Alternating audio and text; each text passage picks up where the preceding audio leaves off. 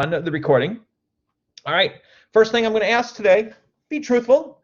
I don't sit here and take down names of who watched and who did not watch the recorded lesson, but I want a thumbs up or a thumbs down. Did you watch the lesson tutorial that I sent out on Friday? Okay, thumbs up, thumbs down. Awesome, there's one thumbs up. And you don't have to lie. I mean, if you didn't, it's not a big deal. It's not like I'm gonna say, oh, I'm gonna downgrade this student because they didn't watch it. Because some students, they don't need to watch it. They come to the main lesson on Monday. They go through it and it's like, oh, I'm good. I know what I'm doing, and that's perfectly fine. I don't keep track of who does and who doesn't, but it looks like most people did. Awesome, love it. And I think it's going to help, because if you don't watch them, I think you're going to be lost in some of the stuff that we do. I am going to try to do my best to recap what I went through, but obviously I can't go through all of it. All right, this week, if you take a look at our week number 3 pace chart, I can find an inverse of a linear function. Well, I should say more than linear functions, because we're doing more than linear functions tonight. I can use transformations to graph. So those are the two big things that we're going to do. We're going to talk about inverse functions, and we're going to talk about transformation of graphs. Now, if you watched my lesson tutorial, you'll see that I used Desmos to do a lot of explaining this week on the lesson tutorial, because I think it's so hard when you don't have Desmos to see what's really going on. But it is one of those things. So let's recap transformation of graphs. A transformation of a graph just means that the graph can be shifted up, down, left, right, all over the place. And once you understand how to do it with one, you can do it with all. It doesn't matter what the parent function is. So I usually like to start with the parent function y is equal to x squared. This is a parabola. Over 1 up 1, over 1 up 3, over 1 up 5. That's a normal parabola.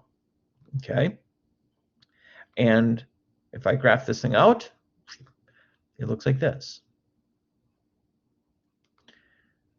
Okay, now, what does the graph of y is equal to x squared plus 4 look like? So for those of you that watched it, what does that plus 4 do to the graph? Go up 4? That's exactly right. I can tell you, for those of you that looked at it and said, oh, it just goes up 4 places. This whole graph is just shifted up 4 places. 1, 2, 3, 4. Now it's right here. It is the exact same looking graph, but it's shifted up 4 units. And if you went to Desmos, you would see that it just shifts it up 4 units.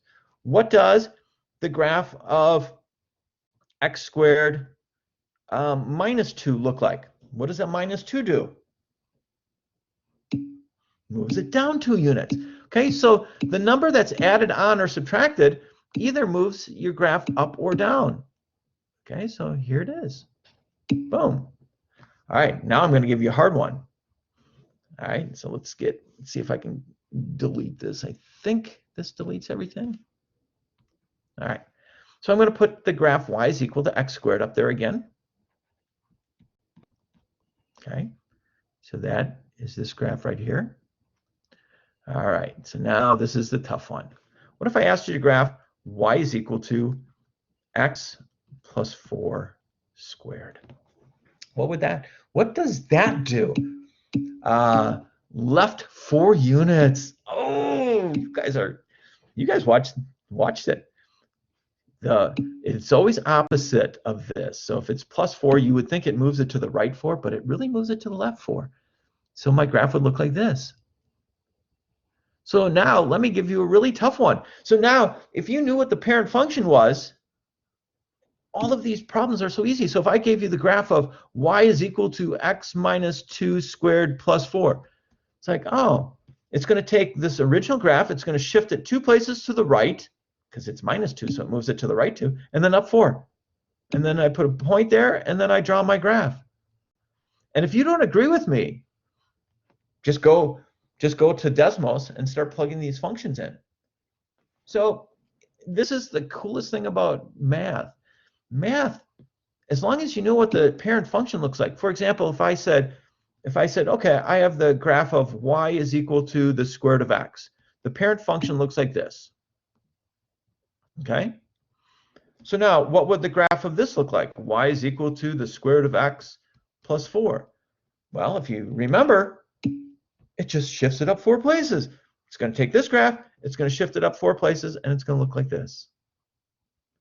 So as long as you know what the parent functions are, the putting the pieces in place never changes.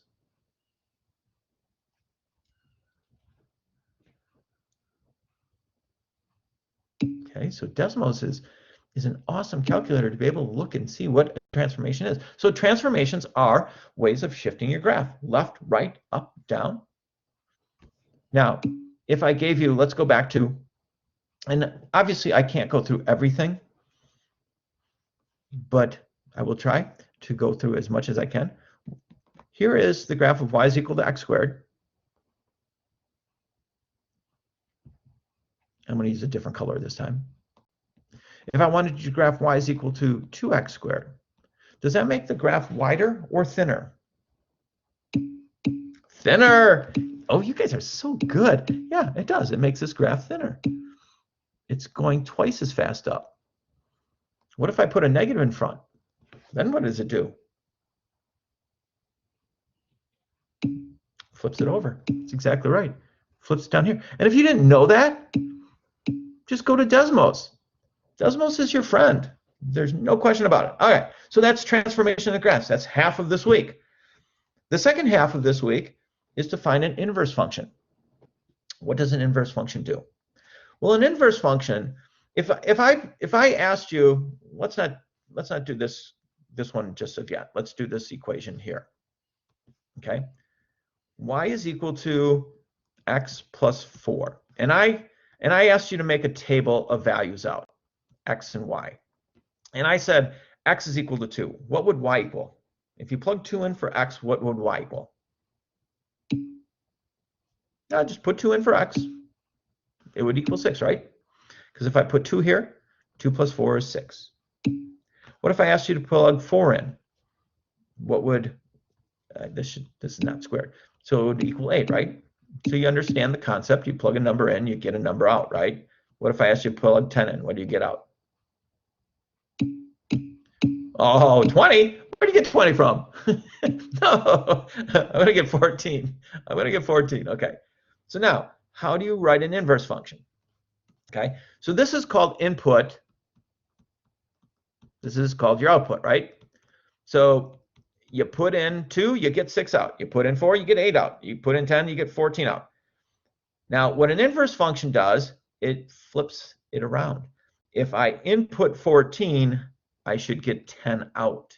If I input 8, I should get 4 out. So I'm trying to write an equation that does that, that takes your output and makes it your input. So how do you do that? It's super simple. Okay, here are the steps. Step number 1, you rewrite it. Wherever you see x, or wherever you see y, you put x. Wherever you see x, you put y. So there's my equation. Solve for y. I would just subtract 4 from this equation. So I'd end up with x minus 4 is equal to y. This is my inverse function. Does it work? How easy is it to check? Take 14, plug 14 in here. 14 minus 4, do you end up with 10? And that's what an inverse function does. If I put 6 into this function, do I end up with 2? That's what an inverse function does. An inverse function undoes what the original function did to it. So if you put 2 in and you get 6 out from the original function, then if you put 6 into the inverse, you should get 2 back out. So if I gave you this problem, and this is, be prepared because this is problem number 4 on the test, and I did not want to give you this big of a hint. So if this is all you knew about the function, okay, if this is all you knew about the function, if this is all I gave you, and I asked you what is the inverse function, not, I don't want to, what is the inverse of this? So if you're given ordered pairs, your inverse should be ordered pairs. So what would be the inverse of these ordered pairs? And that is a huge hint for problem number 4. It's super simple, but a lot of kids won't get it. 6, 2. That would be one of them. 8, 4 would be another. 14, 10 would be another. So if this is the original function, this would be the inverse. Because it basically all it does, if this is the original function, then the inverse is just going to be opposite of them. It's going to be 6, 2, 8, 4, 14, 10. Yeah, and that's why coming to these sessions is going to help you. It's going to help those people with number 4 tonight. Trust me. All right, now I'm going to try a really hard inverse problem.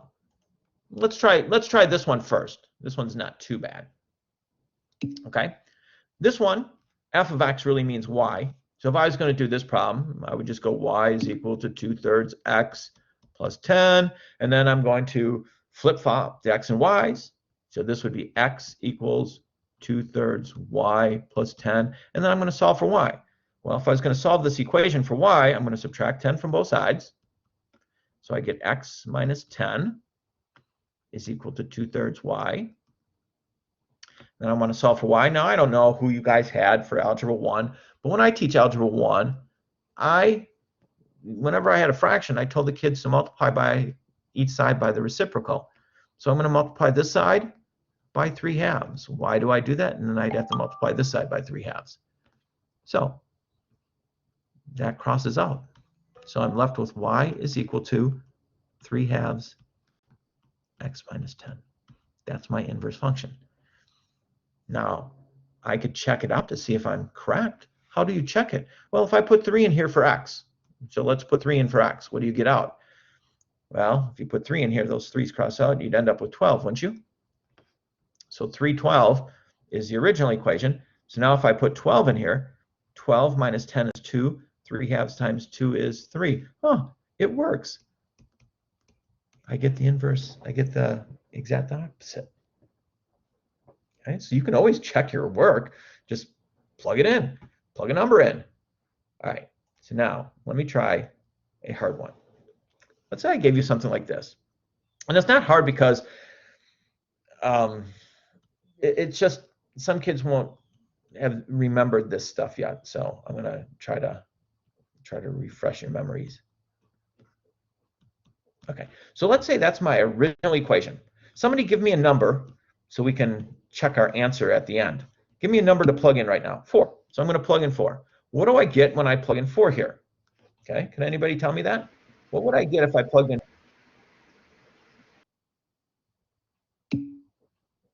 16 plus 4? No. No. No, no, no, no, no, no. 40. I agree with 40. Why 40? Because if you plug 4 in here, you have to do what's inside parentheses first. So 4 plus 2 is 6, and then you square it. 6 squared is 36. 36 plus 4 is 40. So you would end up with 40. Okay, is that okay? All right. So now what I want to do is I want to write the inverse function for this. Remember, your steps. You just flip-flop the x and y around. So this becomes x equals y plus 2 squared plus 4. So I have to solve this. I'm going to subtract 4 from both sides. X minus 4 is equal to y plus 2 squared. How do you think I'm going to get rid of this square? I've got a square in something. I got to get rid of it. How do you get rid of a square? What undoes a square? A square root. So I would take the square root of both sides. So now I have the square root of x minus 4, and then that square root crosses out that square, so you just left with y plus 2 here. So now I have the square root of x minus 4 is equal to y plus 2. So my last step is to subtract off 2. So this is kind of a, so that's my inverse function. Does it work? Plug 40 in. So if I put 40 in here, the square root of 40 minus 4 minus 2, so 40 minus 4 is 36, so the square root of 36 minus 2, so the square root of 36 is 6 minus 2 is equal to 4. Holy moly, it works. I started with 4, I got 40. And then I plugged in 40 and I got 4 back out. So that means this has to be the inverse function. Awesome. Now that would be the hardest thing that you would ever see, okay? I would not, but that's a good problem. All right, so now what we're gonna do for the rest of the hours, we're gonna go through all of the practice problems for today. So I'm gonna put in the Desmos presentation link down at the bottom. Okay, so why don't you guys just click into that. Okay, and I'm gonna just go over here. So I see, okay, so some kids are joining. Awesome, awesome, awesome. Love it. So that means I have to share my screen now so you guys can see what I'm seeing and I can see what you're seeing. So let's see. So that's Algebra 2. Okay, so that's the one I want. All right. So we're going to slide over to slide number 3. Okay. All right, now, slide number 3 looks like this. Oh, I didn't put any work area for you guys. Shoot, shame on me. Okay, let me tell you how I would do this problem. It says, how would you graph the function, or how would the graph of the function x squared minus 8 be affected if the function were changed to x squared minus 3? Okay, so now remember, we went through this kind of stuff just before. I'm going to graph x squared minus 8. What does that graph look like? It's down 8 units, right? 2, 3, 4, 5, 6, 7, 8. So it's way down here. And then it says, how is this graph affected if we changed it to x squared minus 3? So I'm going to change that, and 1, 2, 3, my graph would look like this. It's the exact same graph, but it's shifted what? And that's what we're looking for. Okay? 5 up. That's your answer. So which letter are we going to choose for our answer for problem number 1? A?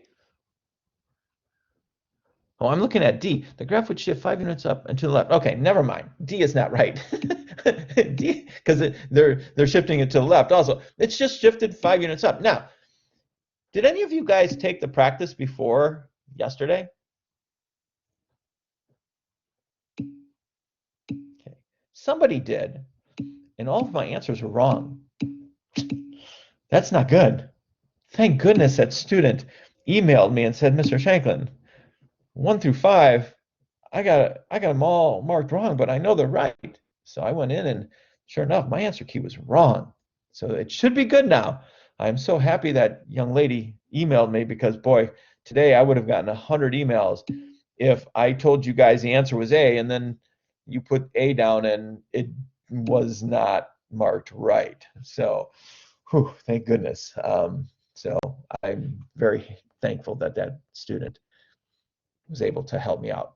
All right, let's go to problem number 2. Problem number 2 is very similar to problem number 1, right?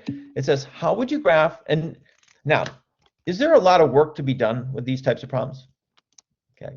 Now, obviously, there's going to be some work to be done when we get to doing the inverse function ones, right? These, you probably can do these in your head. Okay, so really Desmos isn't going to come into play until we get into some of the inverse functions ones, because a lot of you would be able to do this in your head. Okay, so what would your answer be here? It says, how would the graph of the function x squared minus 3 be affected if the function were changed to x squared plus 2? The graph would be shifted 5 units up. I agree 100%. Now you could draw it out. You could draw both of them out. You could put them both on Desmos, and you can see that it moves up 5 units. I would expect, and this is why, as a math teacher, I think Desmos is a wonderful tool. Great tool, helps you learn how graphs are shifted.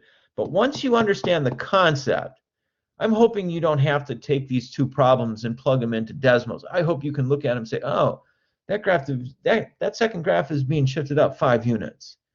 That is what, when you can start doing that, you really start understanding what's happening to those graphs. Okay, and that's where I hope you guys get to the point that you can do that. All right, we're going to slide over to slide number 5, or problem number 3. It says compare the graph of g of x equals x squared plus 6 with the graph of f of x equals x squared. Okay? A, the graph of g of x is narrower. B, the graph of g of x is translated 6 units down from the graph of f of x. C, the graph of g of x is translated 6 units up from the graph of f of x. D, the graph of g of x is wider. All right, everybody said C. I'm going to go with C then, if everybody says it's C.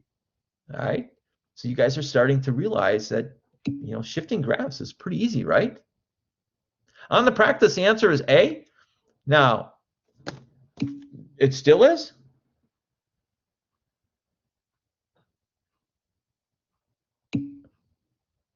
Okay, because I think I changed all the answers yesterday. They were all wrong yesterday. I can guarantee that. That's why I asked if anybody took the practice already before yesterday, because I did go in yesterday because they were wrong. I will admit my answer key was really off yesterday. I don't know what happened, but all of the answers were incorrect. So I'm just going to jump in there right now. I'm just going to make sure that it's okay, because I think I thought I had the right answers now. Oh, darn it, I went to the wrong thing. Sorry about this, guys. I went to the assessment, not the practice. Okay. So this was problem number 3. We said the answer was C, right? Okay, so what do I have for number 3? Oh my goodness, why do I have A? Oh, that is right. What problem are we on? The graph of g of x is translated 6 units up from the graph of f of x. Why? Oh, I'm really messed up right now.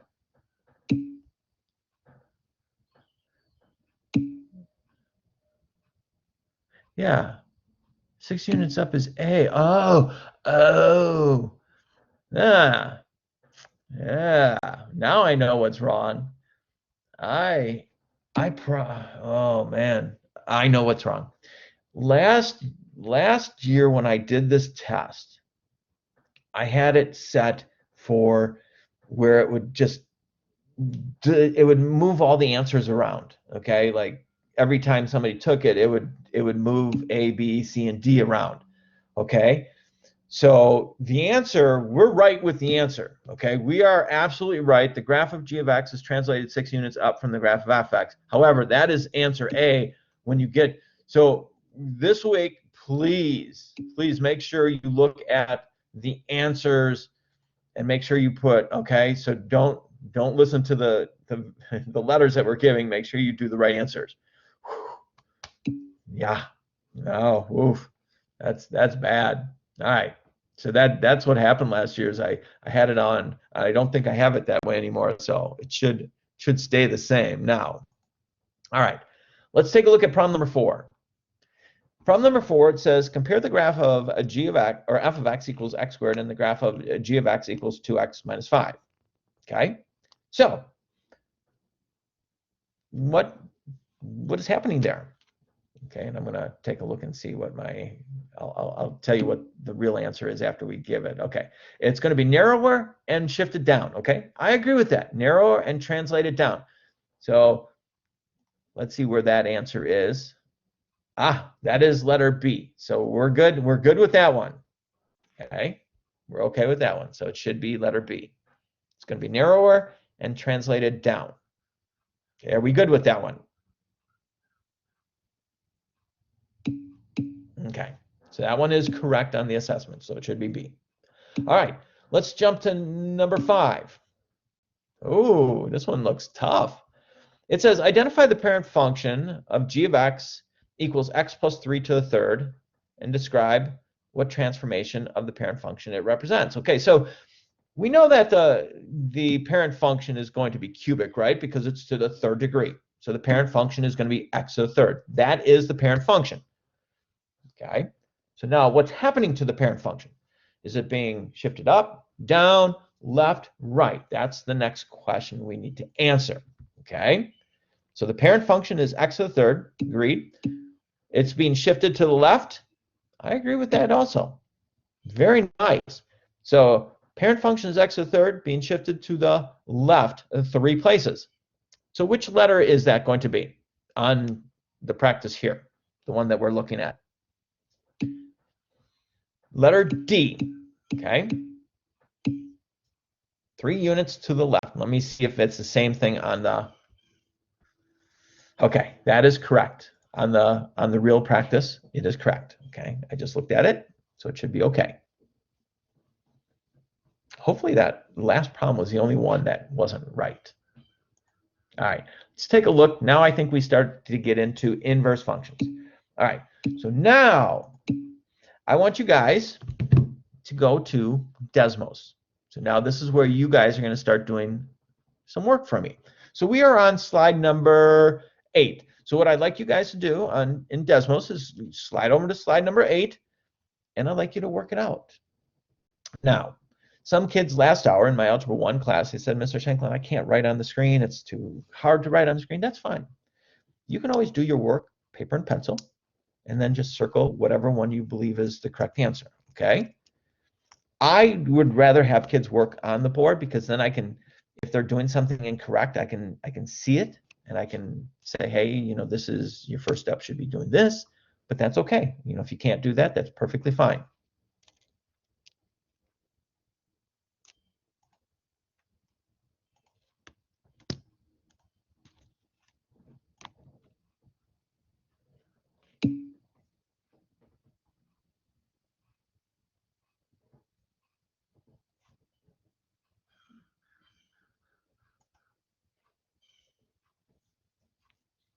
Ooh, some of you guys are really good at solving equations. Awesome. Very nice. Oh, I like it. Okay, so if I was going to do this problem, first thing, step 1, f of x really means y, right? So I'm going to change this to x equals 7y minus 5. I just flip-flop the x and y. I'm going to solve for y. So my first step would be to add 5 to both sides. So I'd end up with x plus 5 is equal to 7y. I want to get the y by itself, so I'm going to divide by 7. Now, sometimes you can divide the whole thing by 7, or you can divide each term by 7. So I'm just going to divide each term by 7. So y is equal to 1/7 x plus 5/7. So my answer, 1/7 x plus 5/7, it looks like letter D. I'm going to go with letter D, and that's what everybody that I was looking at had. And D is the correct answer on this week's practice. I'm going back and checking to make sure that they all match up now. So that is the correct answer. Okay, so you should be okay if you put D down for number 6. All right, number 7. So let's slide over to number 7. It says find the inverse. F of x equals x plus 2/5. Now, a lot of students can do these. Once you start realizing what you're doing, a lot of students can do these in their head. How many of you could do this one in your head? And when you think about it, because if you think about it, you're really just going, you're really just saying, okay, x is equal to y plus 2/5. I want to get y by itself, so I just have to subtract this off. So really x minus 2/5. Now, obviously, since I'm a math teacher, I want to see your work, and this is the work this week that I will be expecting from students. Okay, I want to see this work. Shouldn't be that hard. How many of you guys used Jamboard last week to show your work? I think Jamboard is amazing, to tell you the truth. I just learned how to put that into an assessment. Last year, I think I probably had 20% of my students that could not figure out how to do, and yeah, a lot of kids just do paper and pencil and then just put it into Google document and then insert it. Perfect. But a lot of kids, like 20% of the kids last year, could not figure out how to do that. So this year, I've just put Jamboard in there, and all you have to do is click on it if you wanted to. Now, if you do a paper and pencil and you know how to insert your work, awesome. I'm just doing this because I don't care if kids email me their work. It doesn't matter. I just need to see your work.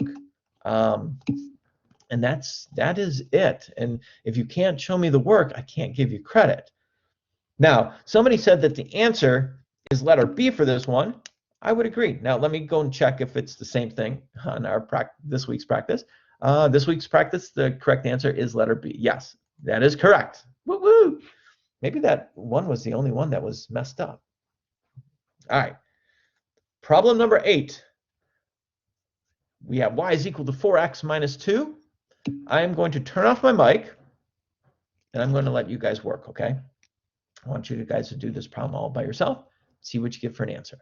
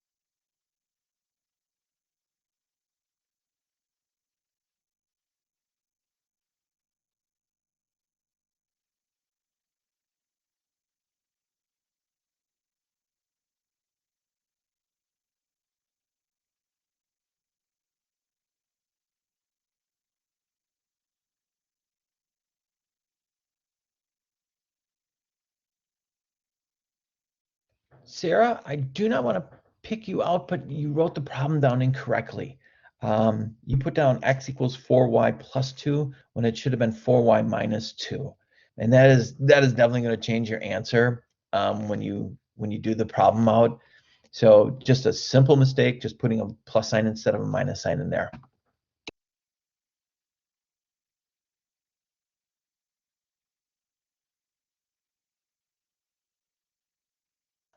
So let me work out this problem.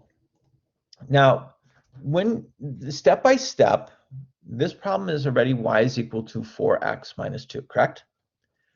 So your first step, step 1, flip-flop the x and the y. Okay, so I just and you leave everything exactly the same. So this is going to be x equals 4y minus 2. You don't change anything else. All you're doing is you're flipping the x and the y. Okay, does that make sense? Our first step is just to wherever the x is, you're going to put a y. Wherever the y is, you're going to put an x. That's our first step. Then our next step is to solve for y. Okay, it's just like an equation. I'm solving for y. So I have a subtract 2 here, so I'm going to add 2 to both sides. So I'm left with x plus 2 is equal to 4y. And then my last step would just to be, because I want to get y all by itself, I'm going to divide by 4. So my answer, and usually we write inverse, is x plus 2 over 4. Now, how can I check myself? Well, guess what? I'm going to go up to the original problem, and I'm going to plug a number in. I'm going to plug 2 in here. Okay, so my x value is 2. 4 times 2 is 8, minus 2 is 6. So there would be my original problem. If I plug in 2, I end up with 6 for y. So now I'm going to see if this works. So if I plug in 6, I should get 2 out. So if I plug in 6 here, 6 plus 2 is 8. 8 divided by 4 is 2. Oh, it works. So I can check my answer. I can check it out real quick. No, you do not have to check your work. Okay, now, I think you should, because that way you would know that you're going to get an advance on the test right away, right? Because you know all of your answers are correct. That, to me, would be a wise thing to do, but no, you don't have to show your check. Do not. If you think you're right, go with it. But is it difficult to check your work? I mean, realistically, in this problem, how long did it take me to check to see if my answer was right? 30 seconds. So it is it is what it is. I mean, I'm not going to force anybody to check their work. Do not have to do that. All right, number 9 on the practice. We've got 2/3 x plus 10. Okay, well, again, f of x really stands for y, doesn't it? So this is the original equation, 2/3 x plus 10. Okay, I'm going to flip the flop. I'm going to flip flop. And I think we did this problem already this morning, didn't we? I think this was like one of the first practice problems that we did. Okay, just random numbers to check. Yep, just took anything out it was. Yep, it just random numbers. Like you could, like for this problem, I could pick any number I want. Now, there are some numbers that would be nicer to use than other numbers. Let's just use 0 for this problem. Let's put 0 in. 0 is always a pretty easy number to put in. So if I put 0 here, 2/3 times 0 is 0 plus 10. That would give me 10, right? So if I plug in 0, I get 10 out. Okay, so that's my, when in doubt, use 0. 0 is always a great number to use, right? Because it makes it easy to multiply. So we'll just do 0, 10 for this one. We're not even done yet. All I did was step number 1. I just flip-flopped the x and the y. So now I'm going to subtract 10, both sides. So I get x minus 10 is equal to 2/3 y. Now remember, we did this problem already in the beginning of class. I said the next step would be to multiply both sides by the reciprocal. So it looks like 3/2 x minus 10 is my inverse function. Now let's check it out. So if I plug in 10, I should get 0 for an answer, right? So if I plug in 10 here, 10 minus 10 is 0. 2/3 or 3/2 times 0 is 0. Huh, does work. This is my inverse function. So that would be letter A. Now, I've got to go back and check and make sure we get the right answer here. Letter A is correct. Awesome. All right, we only have one more practice problem today. I'm going to let you guys work on this one by yourself. A fraction? Oh, no. Yes, a fraction. I know, but we still have assessment questions that we have to go through, too. All right. So, problem number 10. You guys, I'm going to turn off my mic, let you guys work.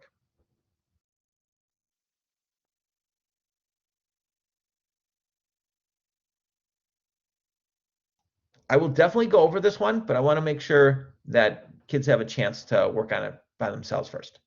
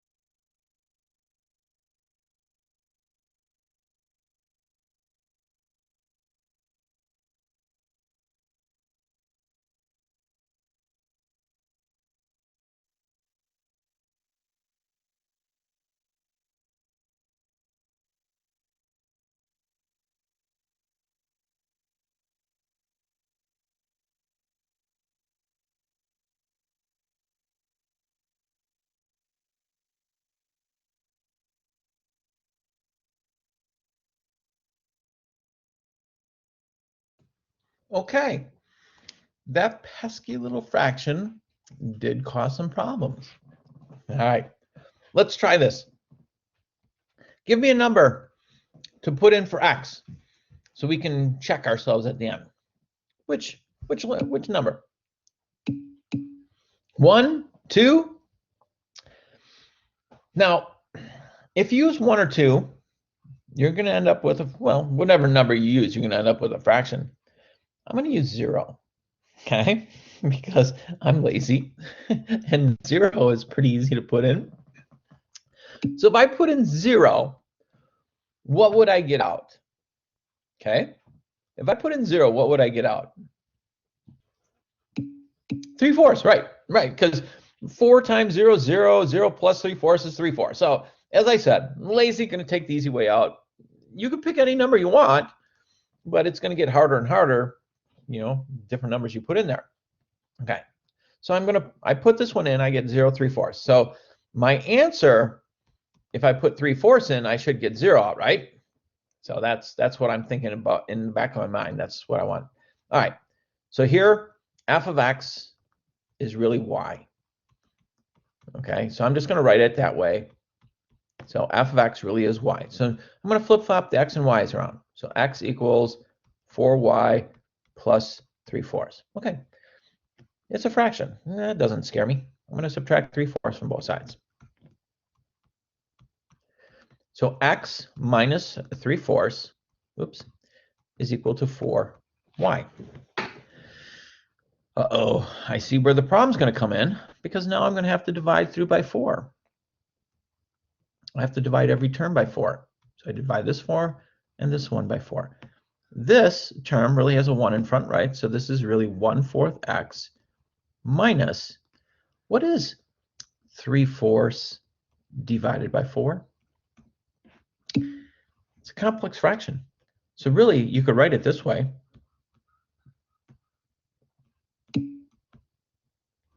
But you should have learned in a math class that you can't divide fractions. So you're going to flip it and multiply. So this is really 3/4 times 1/4, which is 3/16.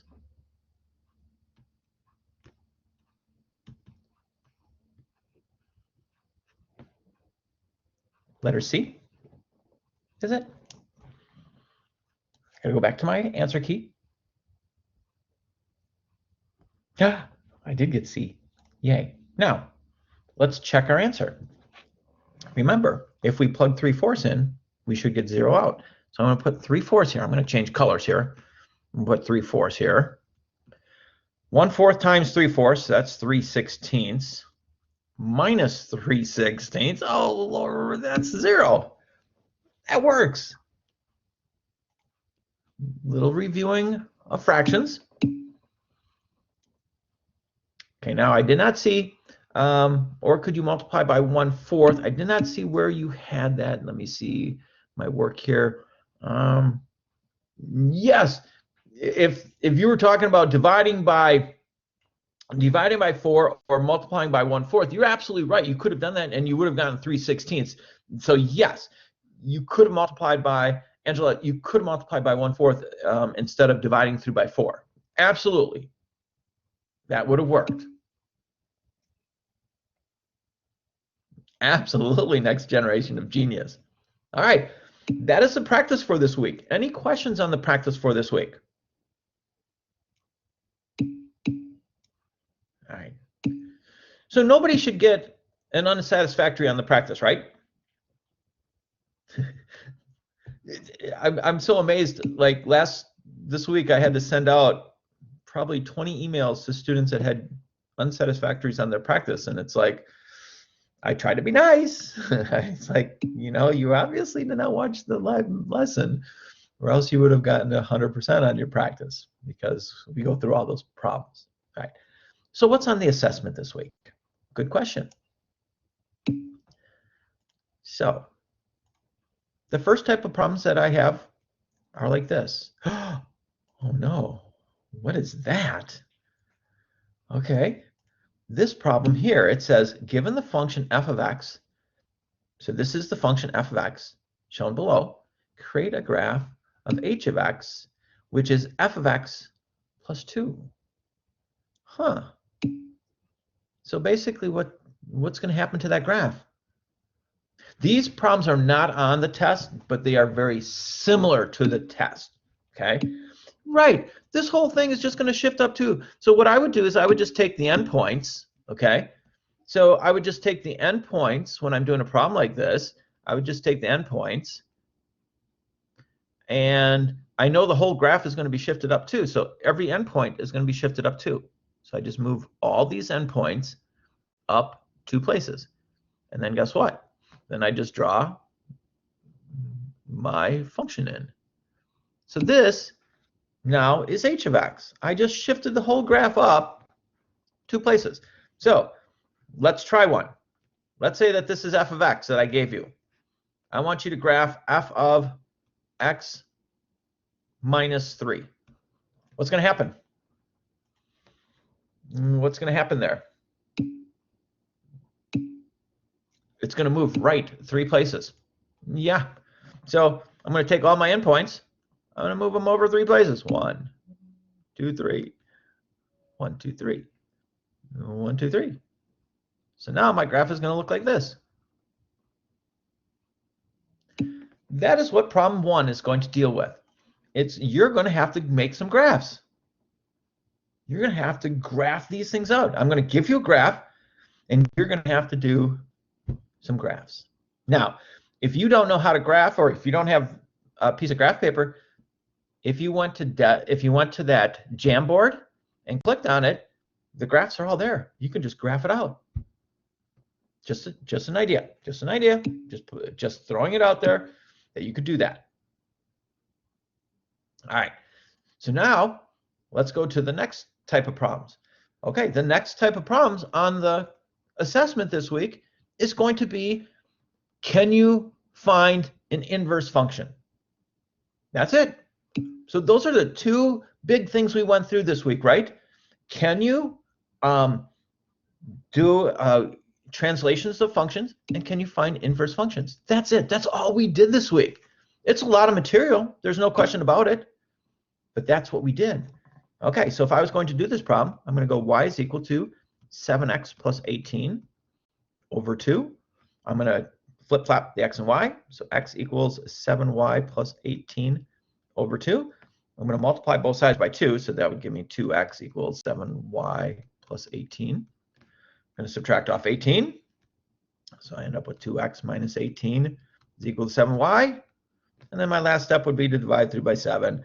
So I end up with 2x minus 18 over 7 is equal to y. Boom. I think that might be an actual problem off the assessment. I'm not 100% sure. That was fast. That is fast. Okay. But I think that is an actual problem off the assessment.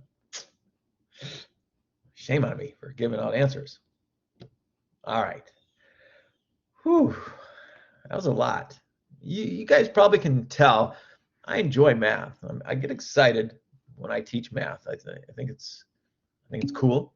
I know a lot of students don't like math, but it's not as hard as a lot of people would make you think it is. You just got to learn those little tricks. You try to read some textbooks on how to do inverse functions, and it's like, that doesn't make a whole lot of sense. But just flipping the x and y around and solving for y, that doesn't seem so bad. Well, I will tell you that I've been teaching for like 37 years now. I've seen teachers, well, I don't think they hated the classes they were teaching. It just seemed like they didn't enjoy teaching. And it's like, and I've had conversations with people where it's like, if this is such a drag, why do you do it? I mean, there are other jobs out there that you could do. I mean, it's like, if you don't enjoy what you're doing, find something else. Life is way too short. Yeah, I will tell you, my first year of teaching was in Milwaukee, and I did have some disruptive students. And it was really strange because, I mean, I just got out of college. I was probably 24 years old. I'm teaching high school. I'm teaching down at Vincent High School, and some of these kids are 16, 17, 18 years old. It was tough. That was a tough year, but I made it through. All right. Any other questions from you guys? If not, that is it for this week. Remember, we do have a help session on Wednesday at 1 o'clock. So if you are struggling with any of the material, please come. I can't do problems off the assessment, but I can do similar problems, okay? All right. What was 10 on the practice? Number 10 on the practice, what was the answer? I think the answer, let's go back to number 10. Here's number 10. The answer was letter C.